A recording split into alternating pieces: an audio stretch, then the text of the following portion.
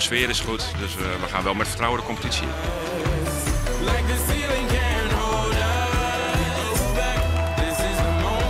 We willen eigenlijk zo ver mogelijk komen in de play-offs.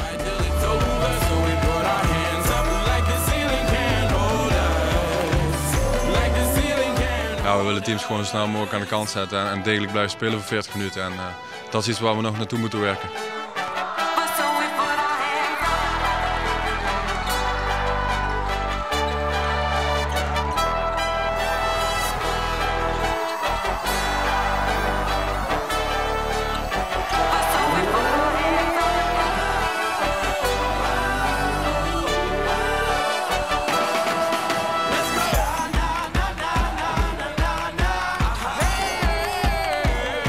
Wij spelen niet goed, maar zij ook niet. En dat is een kwaliteit. Kijk, als wij slecht spelen en zij spelen goed, dan heb je een groot probleem. Dus je moet ook zorgen dat zij ook slecht spelen.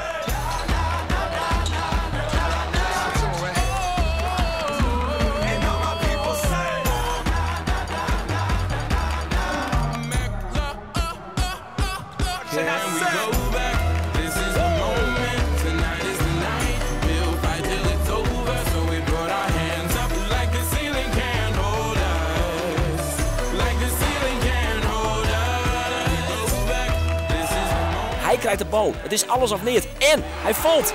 Het Keradiekje ontploft. Ares helft voor de tweede keer de hele finale. Dat is ook reclame voor het basketbal. Ja, de fans waren gewoon echt super.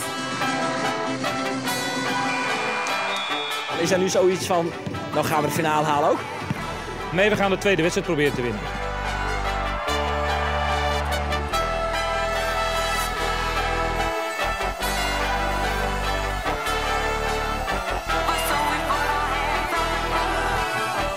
We zitten nu in de finale. Het is echt, ja, ik heb eigenlijk echt geen woorden voor.